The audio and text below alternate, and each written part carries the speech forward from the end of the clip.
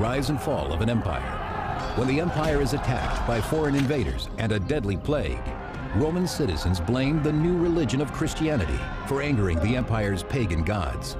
Desperate, Emperor Decius turns to violence, sacrificing the lives of Christians to win back the gods' favor. Now, threatened by barbarian attacks on all fronts, the people of Rome live in constant fear.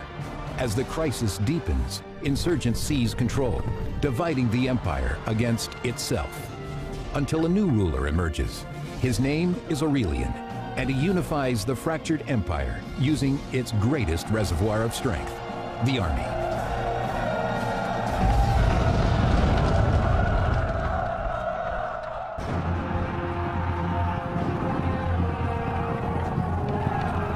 By the middle of the 3rd century, the Roman Empire is huge and relies on distant, isolated legions to protect every far-flung province.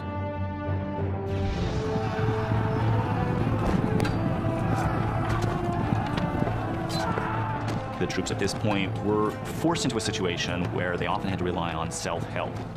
The imperial superstructure was very far away from them. Emperors made it to frontier conflicts often after they had mushroomed entirely out of control.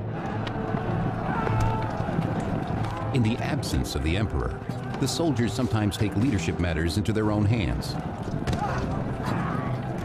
The emperor can't be there, so there's a bit of drift, and so somebody arises who is able to do the job for him, and probably will call themselves an emperor in order to rally local support, to beat back the barbarians who are threatening the integrity of the provinces.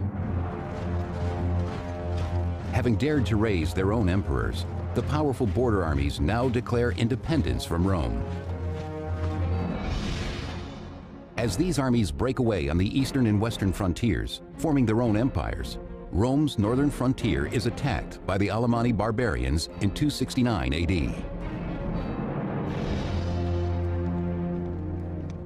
In his palace in Rome, the true Roman Emperor Claudius II is troubled by this devastating assault on Roman soil.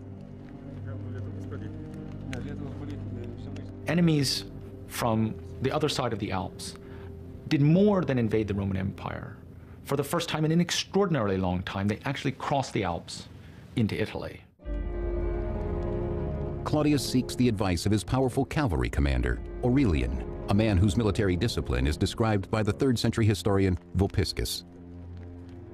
Aurelian, from his earliest years, was very quick of mind and famous for his strength.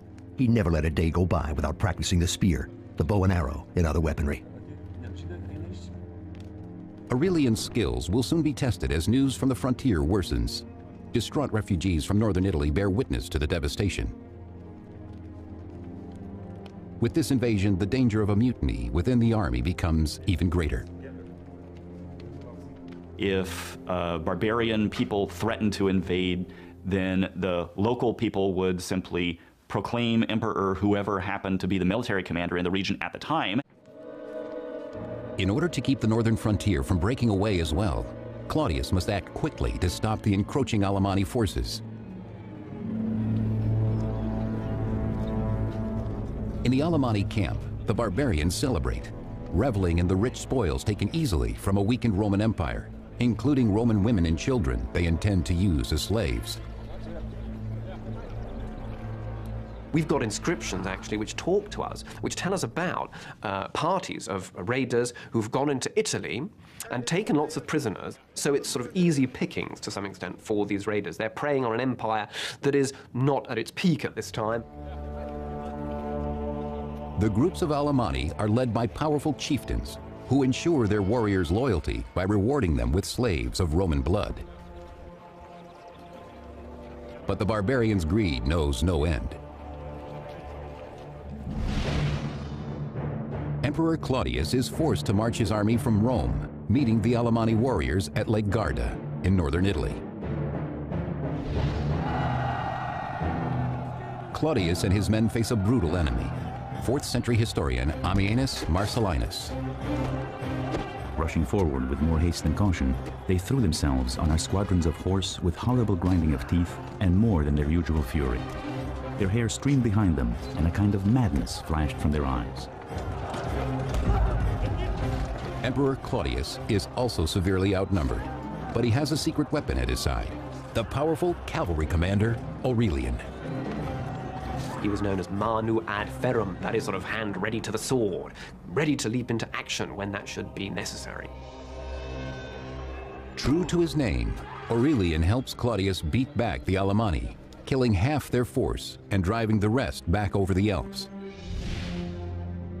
And in an effort to better secure Italy from future barbarian attacks, Emperor Claudius and Aurelian traveled to the Balkans to increase the military presence there.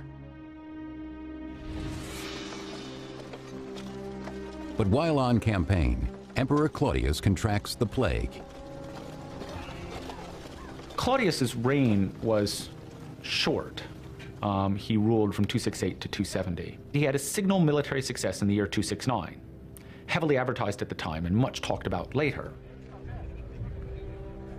But this success, the defeat of the Alemanni, is not enough to restore the empire. As Emperor Claudius's life slips away, it is clear that this task must fall on his trusted general, Aurelian. He is declared emperor by his troops. Aurelian repays them by sacrificing to the god of soldiers, Sol Invictus, the unconquered sun, a deity now emerging as the god of victory within the army. Whatever gives you the victory, whatever it is that's going to be beneficial, that's the wagon, as it were, you hitch your star to. A man of low birth, Aurelian now rises to the highest position in the empire because of his military brilliance, like many great generals before him. You can't be a civilian emperor by the middle of the 3rd century. You have to lead troops in battle. There's always some place where you've got to go and fight. Aurelian will need the loyalty of the soldiers and the strength of their god as he faces a familiar enemy. In 271 AD, the bloodthirsty Alemanni return, ravaging northern Italy and making it as far as Piacenza. Aurelian and his army race west to cut off the barbarians, sending ahead an offer to negotiate. But the Alemanni have other plans. He invited the barbarians to give themselves up, but reportedly they replied that they were free men and they could show him how free men can fight. Sure enough, at dusk, in the wooded area south of Piacenza, they ambushed the Roman army, which suffered heavy losses. In the forest, the Roman soldiers are no match for the barbarians. Why was an ambush such a successful tactic against Roman troops? And largely the answer lies in the form of organization of the Roman armies. They were trained, the discipline consisted in training them to actually fight in a line, in a formation. And evidently you can do so only when the conditions are met where you can develop that formation, which is not the case in a wooded area. Needless to say, the barbarians knew that. Caught in a wooded trap, the Roman army is thrown into confusion and routed. For Aurelian, the defeat is devastating. The troops are, in some ways, very loyal to their own commanders, but they're also very fickle. So if an emperor is winning, they are happy to support him. Once an emperor starts to lose, then he's almost certainly done for. Aurelian rallies what troops have survived, praying that they will remain loyal.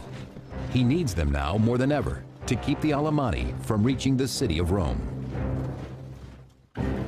When Rome's frontier armies break away from the rest of the empire, Emperor Aurelian's legions are left helpless against the fierce Alemanni barbarians now heading into the heart of Italy.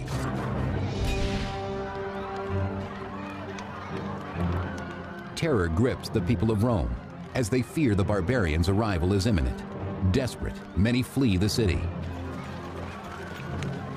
The defeat of the Roman army, or Aurelian's army, created panic in Rome because there was no serious force to stand between the barbarians and the city.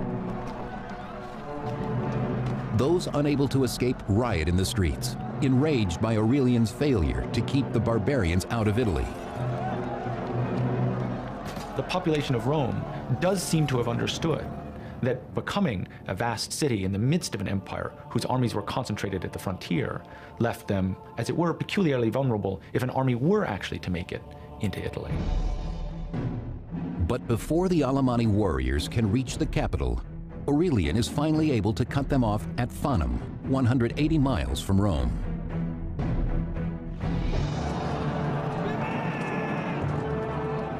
After his recent defeat, Aurelian must win back his army's loyalty with nothing less than absolute victory.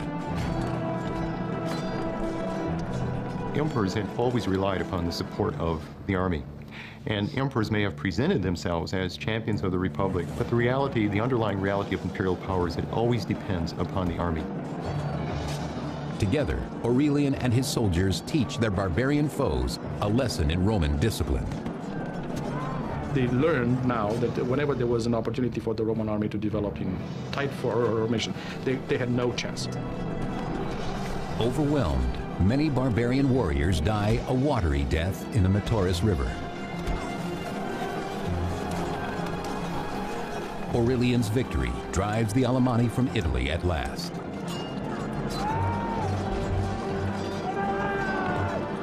It's also regaining confidence, and no doubt his triumph served to boost morale at a time when it had been greatly shaken.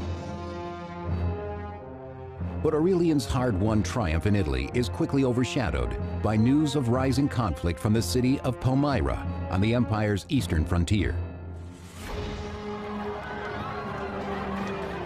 For more than 10 years, beginning well before Aurelian's reign, foreign invaders struck hard against Rome's eastern provinces, including Palmyra, threatening to break through the weakening border. And this ongoing flow of populations, some of whom were highly militarized and used quite different tactics than the Romans were used to, caused very profound problems in the eastern provinces.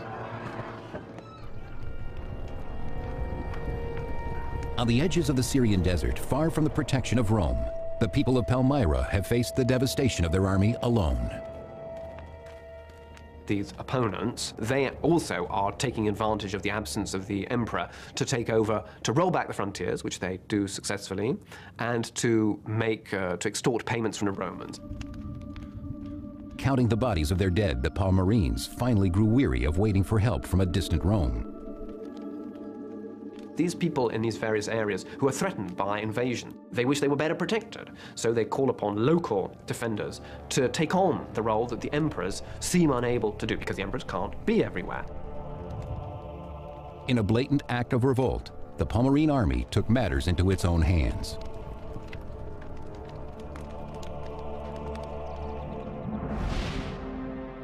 As a result, for the past decade, the eastern provinces have called themselves the Palmyrine Empire, breaking away from Rome. Now they make a direct threat against Emperor Aurelian by taking the fertile Roman land of Egypt.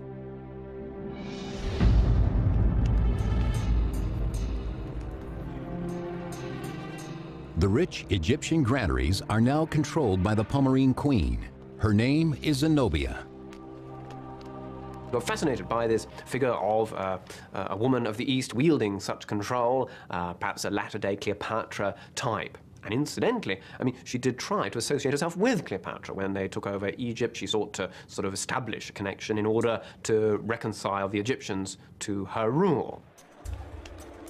With Egypt under her thumb, Zenobia basks in her power, ordering the granaries to stop shipments of grain to Rome, cutting off one of the empire's main sources of food. Italy was, of course, the affective heart of the empire. It was where the empire began. But Africa and Egypt had long been the breadbasket of the empire. That's where the agricultural wealth was concentrated. Queen Zenobia, with her loyal general Zubdus at her side, now holds the empire's grain hostage, sending a clear message to Rome that the Palmyrines are powerless no more.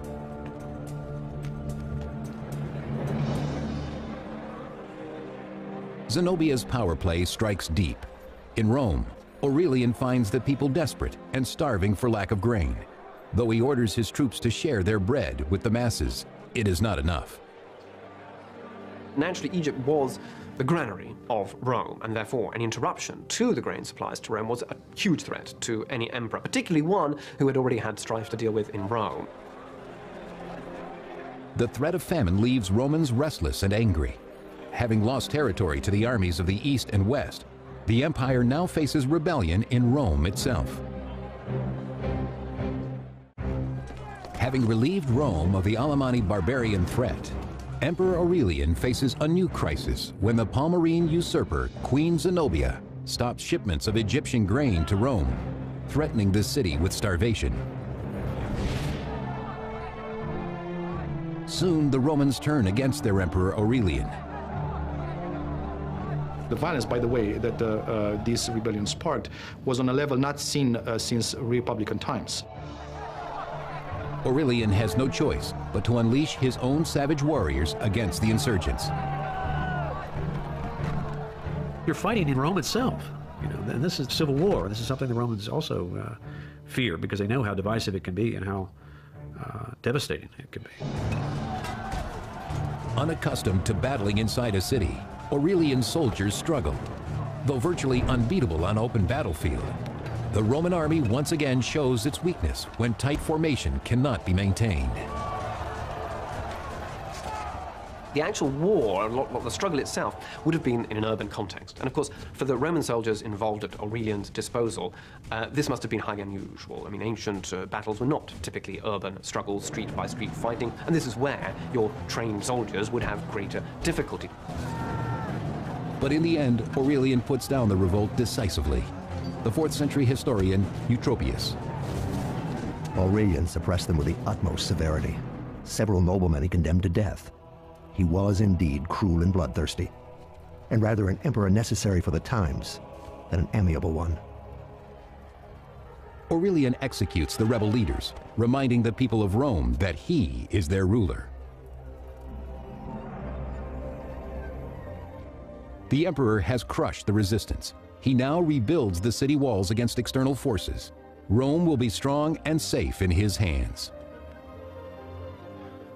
In the aftermath of the military crisis in northern Italy, at the start of his reign, the Emperor Aurelian provided that the city of Rome should be outfitted with a new set of walls. This was the first significant, really significant new set of walls built for the city of Rome since nearly 1,000 years before. Aurelian now turns to the crisis of the Palmyrene Empire. He must secure his grain supply in order to avoid famine in Rome. His dwindling bread rations will not last forever. Well, Aurelian was determined to reassert control over all areas of the empire, and so he moves east in 272 to regain control. His first target is the former Roman city of Antioch, then part of the larger region called Syria. Antioch is a bustling city, invaluable to Rome as a wealthy center of trade. But now, under the control of the Palmyrene Empire, it becomes a safe haven for the fugitive queen Zenobia. Zenobia and her generals knew for sure that Antioch would be the first city, the first thing Aurelian would have to conquer upon entering Syria. So she barricaded herself in the city, and Zabdas drew the army in the Orontes plain to the west of Lake Antioch. Zenobia enjoys her prestige, happy to let her generals ready themselves for war just outside the city walls.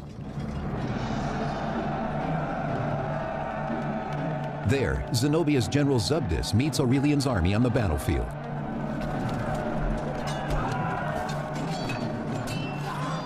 You have walls of Romans moving in lines, man to man, fist to fist. You can't kill somebody until you look them in the eye. You've got arms getting cut off, hands getting cut off, damage to the neck, to the face. But as his infantrymen fall prey to the swords of the Palmyrenes, Aurelian knows his only chance is to outmaneuver General Zabdas. It is during this battle that Aurelian instructed his highly disciplined light cavalry to perform what later came to be known as the feigned retreat stratagem. Aurelian's light cavalry pretends to flee, tricking the Palmyrenes into giving chase, leaving the protection of the main lines behind them. At which point the Roman cavalry turned back and cut them to pieces. In any case, indeed, the Palmyrean cavalry was destroyed and the road was open to Antioch. General Zabdas orders the surviving Palmyrene troops to retreat. Zenobia and her generals head toward Palmyra. Aurelian gives chase, determined to catch the queen before she reaches her home city.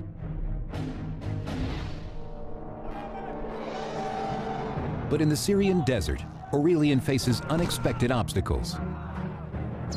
You have to remember this is summer. It's hot in the desert. So harassed by both the hot summer and the Arab nomads that had remained loyal to Zenobia, Aurelian and his army pursued or pushed to Palmyra.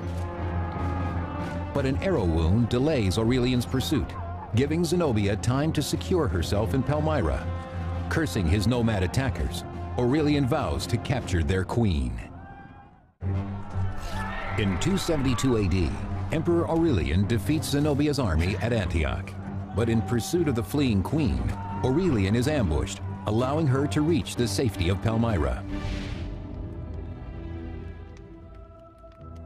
Now ordered to surrender by Aurelian, who has besieged the city, Zenobia writes him a scathing rebuke in the spirit of her model, Cleopatra.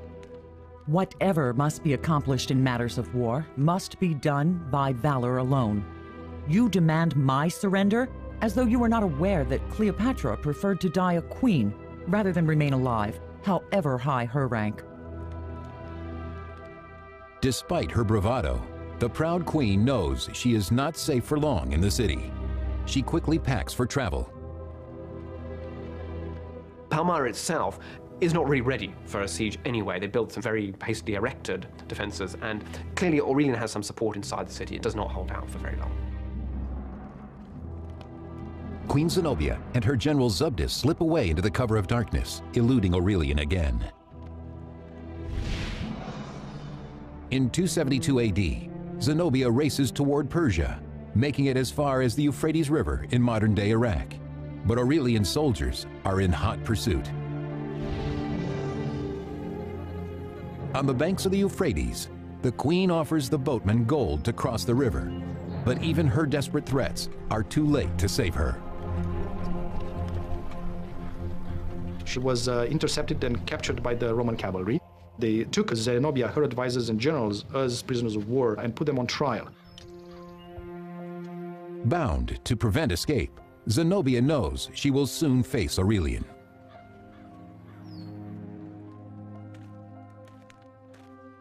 Having won back the throne of Palmyra, Aurelian finally confronts the rebel Zenobia, a woman whose boldness he can't help but admire. In his own words, "What manner of woman she is, how wise in counsels, how steadfast in plans, how firm toward the soldiers, how generous when necessity calls, and how stern when discipline demands." But facing likely execution, Zenobia's courage begins to wane. Zenobia pleaded that she had been led astray by bad advice, on which account her advisor was put to death, and so was the general Zubdus. Aurelian has a different fate in mind for the beautiful queen once they reach Rome.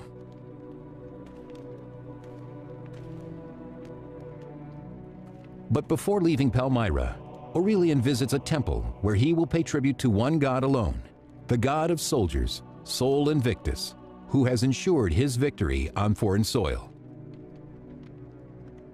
He clearly had in mind an alliance between him and the sun god that was responsible for his successes in Palmyra. He presented himself on his coins in terms of an association of the emperor to the god, Sol Invictus.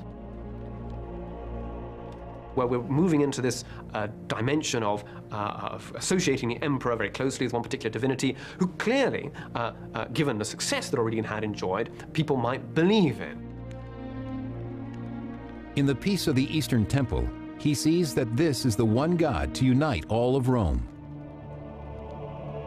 He does seem to have been participating in a growing trend toward universalism, both in religion and in Roman political control.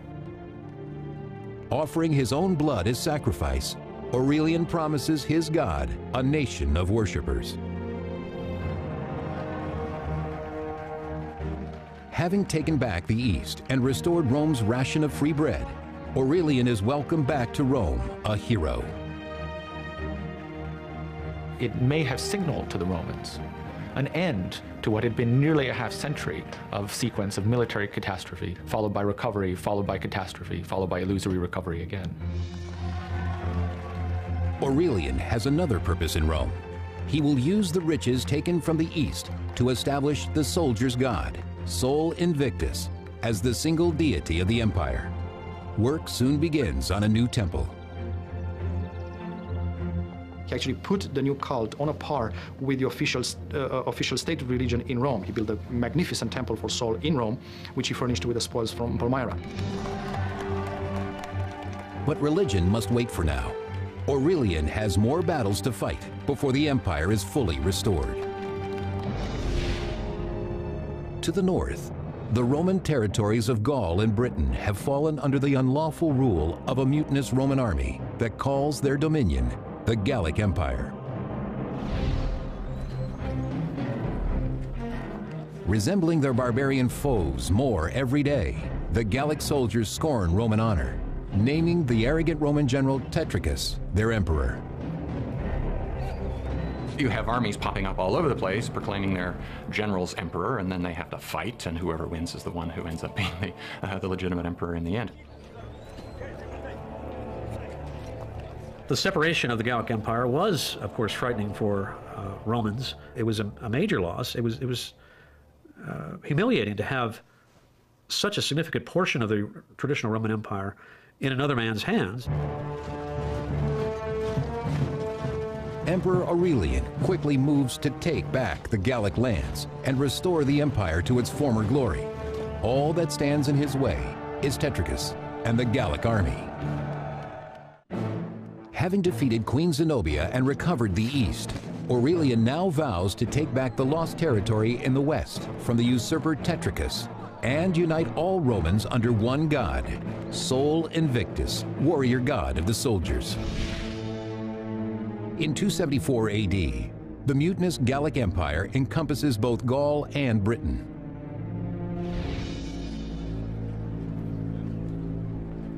There, the soldier Emperor Tetricus and his army have become indistinguishable from their barbarian enemies. Undisciplined, they revel in the torment of their prisoners. The job of soldier emperor was tremendously dangerous because they're in power only because they are proclaimed by their troops. But it's a very difficult thing once in power to maintain that, because you have to avoid internal conflicts with other potential generals who see themselves as possible emperors. Tetricus cannot show any weakness to his troops. But in the privacy of his palace, Tetricus consults his advisors, trying to determine where his next rival will come from. Tetricus himself had survived over the previous several years a number of internal disputes, some actually leading to considerable bloodshed among rival leaders in the Gauls.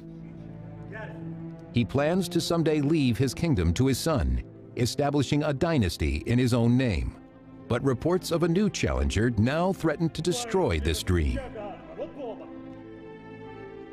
It seems to have been clear to him that in the aftermath of his success in the East, Aurelian was going to and was already marching on Gaul in an attempt to reintegrate Gaul into the Roman Empire. With news of Aurelian's approach, the volatile Tetricus blames his advisors, lashing out at everyone around him. In 274 AD, Aurelian marches to Chalons, Gaul, in modern-day France, to face Tetricus and win back the western territories for Rome. Aurelian and his men meet Tetricus in the forests of Chalons, where the fighting is fierce. Aurelian's army probably contained more cavalry than traditional imperial armies had up until now. As for Tetricus's army, well, there were still important legions along the Rhine guarding these areas. It would have been a battle between forces, much similar forces with similar equipment at their disposal, and therefore all the bloodier and more devastating for the armies involved.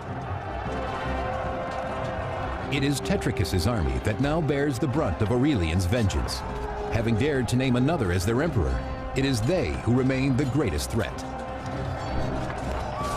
Part of the crisis of the 3rd century is the importance that the army plays in choosing an emperor. This is something that's relatively new in the Roman world, and it's a result of constant warfare. the army becomes more powerful, it becomes more able to choose emperors, and it becomes more able to impose its own choice of emperors on Rome itself. Aurelian cannot allow this affront to his power. As Tetricus's army falters, Aurelian orders his troops to cut them down, showing no mercy. Some sources claim that Tetricus realized the game was up and fought battle, but it looks as though he did fight it out to the end, and it was, in the end, Aurelian who gained the victory. It is the culmination of his efforts to reunite the empire. In the end, he takes the usurper Tetricus prisoner. And as with Queen Zenobia of Palmyra, Emperor Aurelian spares Tetricus's life. And for Tetricus too, it was surprising that, particularly an opponent in civil war, opponents in civil wars were usually represented a great danger. They might, after all, turn against you later. So Aurelian displayed remarkable clemency in sparing the lives of both of these opponents.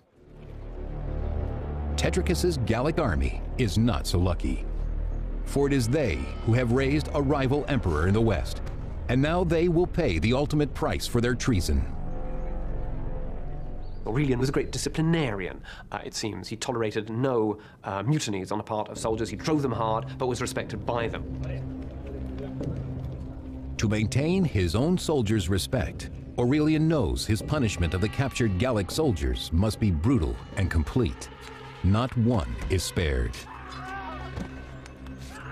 Aurelian was both a successful military commander, and in some respects, as perhaps one had to be, a fairly savage one. And yet, his treatment of Tetricus was remarkably generous. It is in this generous spirit that Aurelian returns victorious to Rome.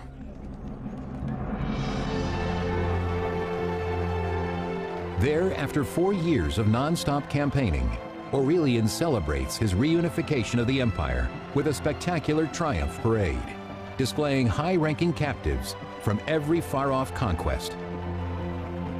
There's all sorts of other lore that goes with this ceremony, which mark it out as distinct, and in some way both as barbaric and awesome.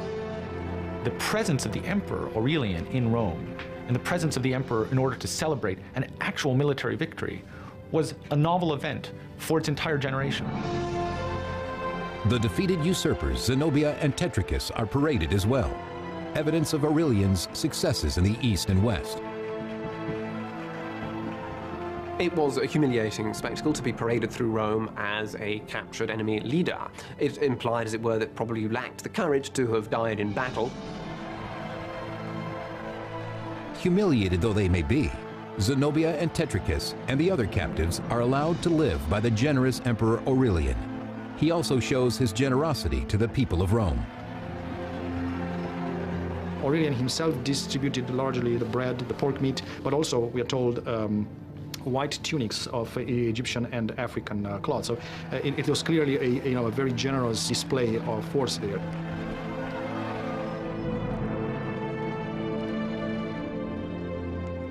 Grateful in his triumph, Aurelian consecrates the temple he has built for the god of soldiers, Sol Invictus, whose power and favor he believes have made him invincible. Many scholars believe simply that this was trying to enforce conformity among the peoples of the empire for political purposes and also for religious purposes, and those two things are not that easily separated in the mind of a Roman. Aurelian decrees this day, December 25th, will be celebrated each year as the birthday of Sol Invictus. Later emperors, also seeking to unite Rome with religion, will adopt this date for the birth of Jesus Christ. Even now, over 1,700 years later, this once pagan holiday is celebrated as Christmas around the world. Throughout the empire in the 3rd century, there's clearly a movement towards monotheism, towards different cults that believe in a single god, and sometimes in a single redeeming god.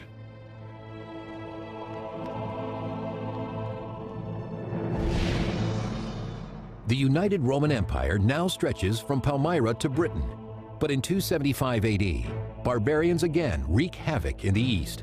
Aurelian marches his army to Thrace to prepare for battle. Aurelian is a fascinating figure. He was a very energetic and dynamic individual. If you think of all the places in which he campaigned in his life, he must have had tremendous energy. It is this drive and energy that earn him the loyalty of his troops. Aurelian is very successful as a military leader. He knows his troops. He works very effectively with them. I'm sure he rewards them on a regular basis. He can, I think, depend on a significant ongoing support from the soldiers. They trust him. You know, they see him as their leader.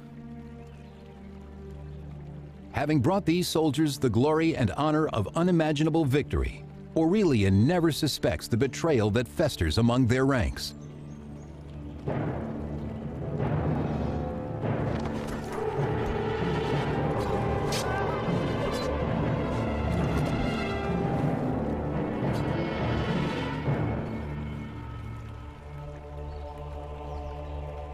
The assassination of Aurelian is again one of these things that's very difficult to explain, particularly at a time when he's been so successful militarily, when the troops should feel satisfied with that success and with their rewards.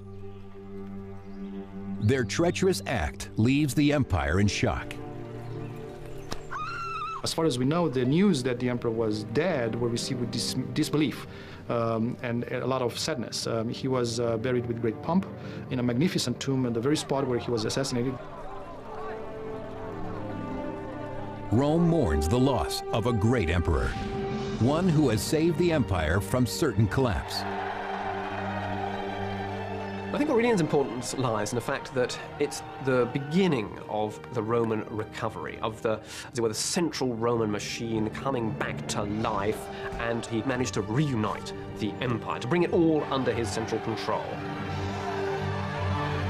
But in the end, not even the god of soldiers could protect him from the swords of traitors. And the empire he had worked so hard to unite fragments again. Next on Rome, rise and fall of an empire.